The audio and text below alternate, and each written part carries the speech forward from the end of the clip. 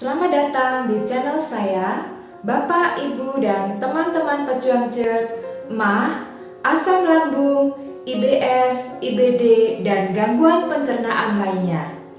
Bersama dengan saya, Aguni Yosi, atau panggil saya Ibu Yosi. Di video kali ini, kita akan membahas cara sembuh dari GERD dengan cara bagaimana? Dengan cara menghentikan konsumsi terigu dan gluten. Kita akan bahas dan kupas habis sampai tuntas. Sebelumnya, saya minta tolong dulu ya, Bapak Ibu, teman-teman pejuang GERD semuanya, biar akun ini dapat berkembang dan dikenali oleh banyak orang, terutama ditemukan oleh mereka yang benar-benar sakit dan putus asa dalam mencari jalan kesembuhan. Saya minta tolong kepada Bapak, Ibu, dan teman-teman pejuang GERD untuk ikut menekan tombol subscribe ya, dan juga memencet tanda lonceng. Karena saya akan selalu berbagi info-info kesehatan seputar kesembuhan dari GERD, agar Bapak, Ibu, dan teman-teman pejuang GERD tidak ketinggalan untuk setiap informasi yang saya akan upload. Terima kasih sekali. Bapak, Ibu, dan teman-teman pejuang GERD, MAH, asam lambung, IBS, IBD, dan gangguan pencernaan lainnya. Mulai detik ini, setelah mendengar video ini, harus berpikir ulang ya. Harus berpikir ulang. Jangan mencobai diri sendiri agar sakit yang dialami tidak bertambah parah. Coret terigu dari menu sehari-hari kita. Sekali lagi, coret makanan yang berbasis terigu dari menu sehari-hari kita. Mulai sekarang, harus sangat bijak di dalam mengkonsumsi terigu. Karena apa? Terigu mengandung gluten dalam jumlah yang sangat dominan. Apakah itu gluten? Gluten adalah salah satu jenis protein yang terdapat di dalam gandum dan jelai, dan paling banyak kandungannya terdapat pada terigu. Gluten ini yang sangat berbahaya buat pencernaan dan sangat tidak ramah cerna. Bapak, Ibu, dan teman-teman pejuang GERD, berikut adalah beberapa fakta tentang gluten.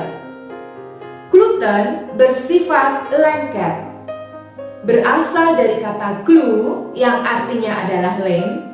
Jika masuk ke dalam usus kita, dibutuhkan 3 kali siklus metabolisme untuk dapat mencerna gluten dengan baik.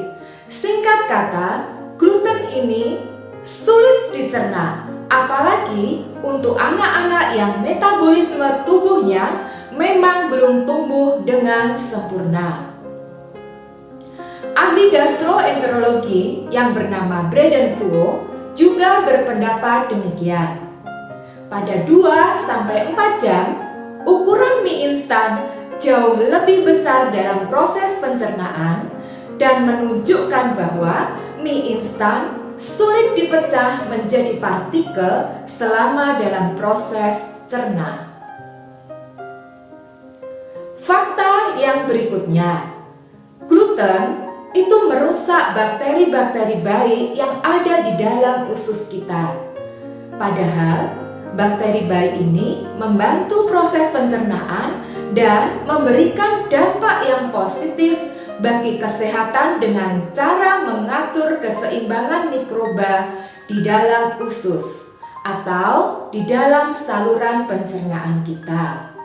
Sifat gluten yang mengganggu sistem pencernaan membuat fungsi usus dapat berubah. Demikian juga fungsi mikrobioma usus secara keseluruhan. Fakta yang berikutnya, gluten itu mengganggu penyerapan nutrisi dengan cara merusak fili-fili halus yang terdapat pada usus kecil atau yang disebut dengan usus halus, sehingga menjadi meradang. Gluten memang tidak secara langsung mengakibatkan sakit yang parah. Seperti kalau kita makan makanan beracun misalnya, itu habis itu langsung pingsan atau kejang atau berbahaya lainnya. Tetapi gluten mengganggu permukaan usus halus. Padahal organ ini penting untuk mengolah dan menyerap nutrisi.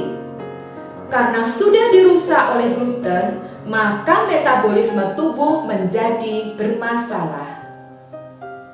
Bapak, Ibu, dan teman-teman pejuang GERD, fakta yang berikutnya, gluten menyebabkan leaky gut atau yang sering disebut dengan sindrom usus bocor. Dari sinilah awal mula sakit penyakit GERD bisa dijelaskan.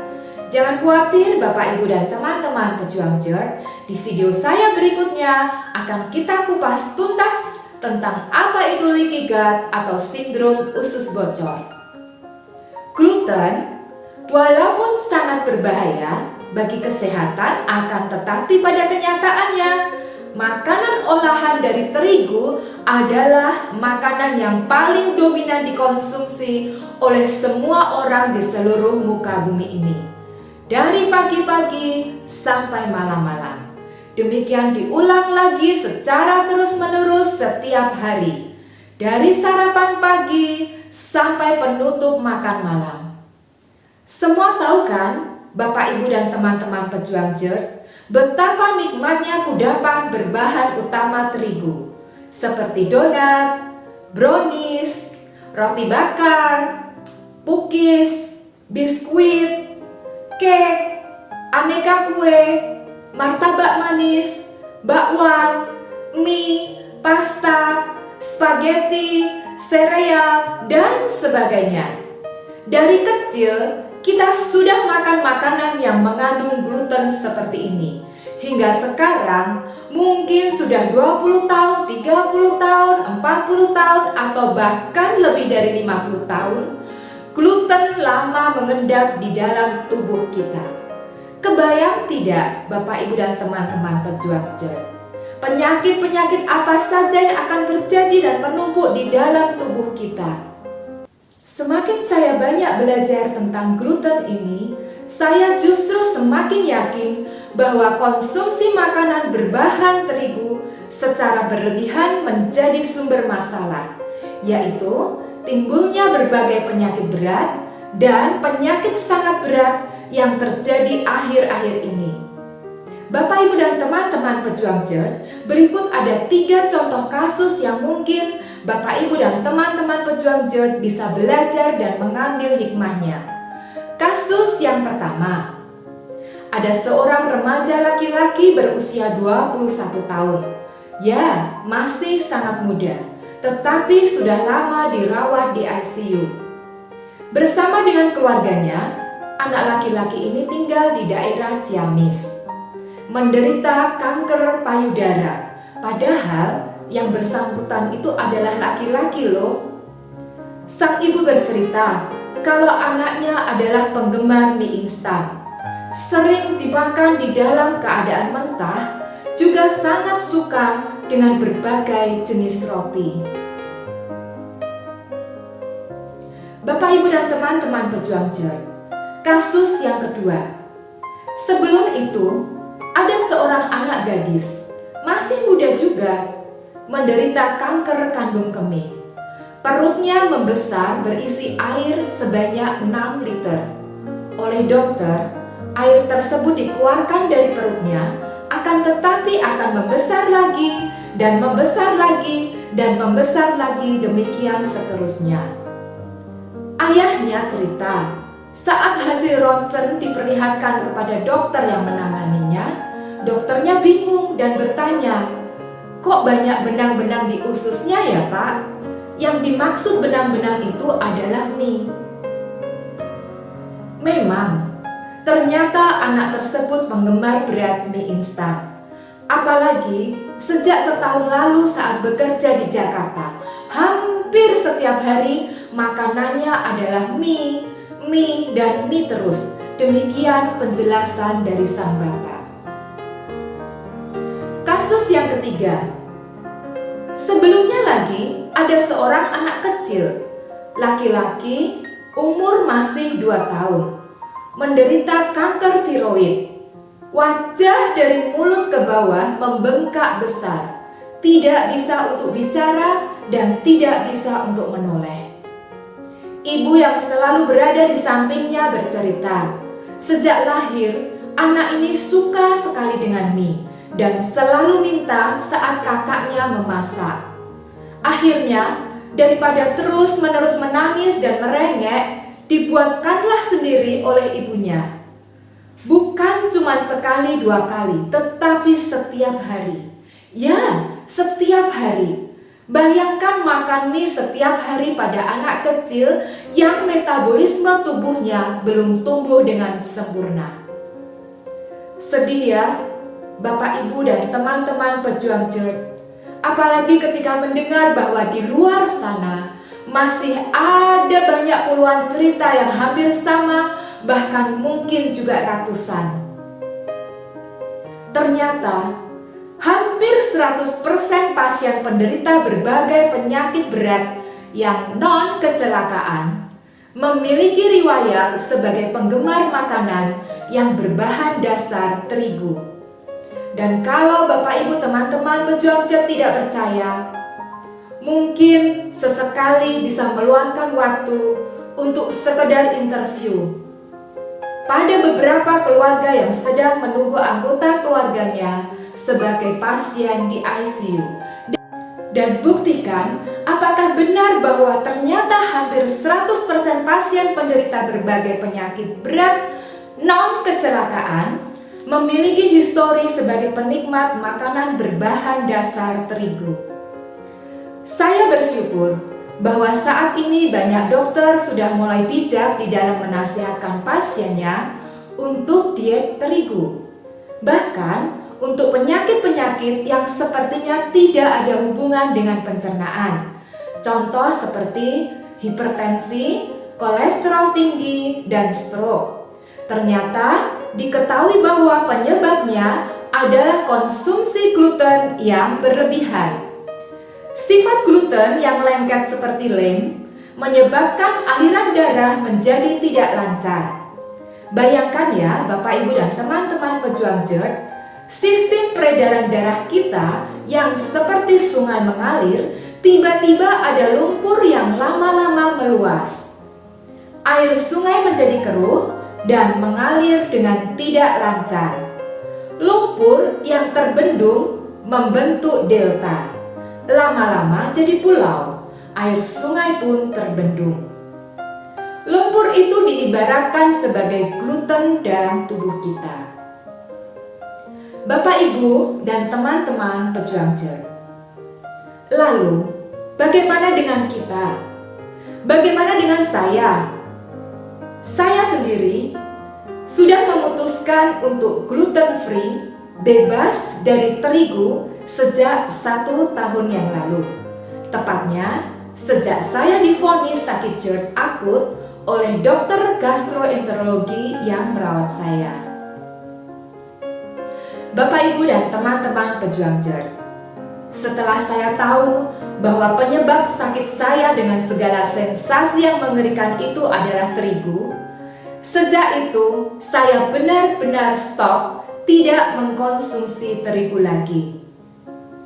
Saya jadi sedikit banyak sering berbagi info dan mengedukasi ke beberapa orang tentang bahaya terigu. Bapak, Ibu, dan teman-teman pejuang JERT.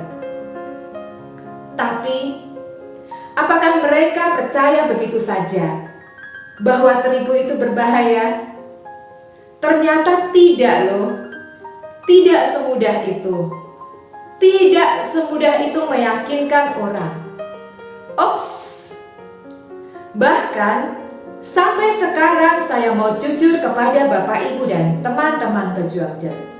Tidak ada satupun orang yang percaya, termasuk juga orang-orang terdekat di sekeliling saya. Mereka semua lebih suka untuk memilih memanjakan lidah. Dan juga mereka semua lebih tertarik dengan berbagai promosi media sosial dan menikmati penjualan makanan-makanan online tentang kelezatan bermacam-macam makanan yang berbasis terigu. Bapak, Ibu, dan juga teman-teman pejuang JERT, saya sadari tidak mungkin bagi saya untuk mengedukasi semua orang, bukan? Seperti perbuatan yang sia-sia, seperti menghentikan ombak yang terus bergulung-gulung dan bergelombang di tepi laut. Kok saya jadi baperan ini ya? Cile. Tapi biarlah hanya yang berjodoh saja yang bisa menemukan akun saya ini untuk kemudian berproses dalam kesembuhan. Bapak, Ibu, dan juga teman-teman pejuang JERT, kita percaya bahwa yang namanya kesembuhan itu boleh terjadi atas seizin Tuhan. Tapi tetap ada bagian yang harus kita lakukan dan kita kerjakan. Niat dan kekuatan untuk berjuang akan menentukan seberapa besar kesembuhan boleh terjadi. Dan proses pastinya tidak akan mengkhianati hasil. Kalau saya bisa sembuh, kalian semua juga bisa sembuh. Please, Bapak, Ibu, dan teman-teman pejuang JERT, tolong bantu akun ini dengan menekan tombol subscribe. Berikan tanda like bila informasi ini bermanfaat. Juga bagikan kepada banyak orang di luar sana yang membutuhkan. Jika ada pertanyaan atau tanggapan, Bapak, Ibu, dan teman-teman pejuang JERT boleh tulis komen di bawah ini. Terima kasih sekali ya atas dukungan yang diberikan kepada saya. Salam sehat dan bahagia selalu. Peluk hangat dari Abu Niyosi.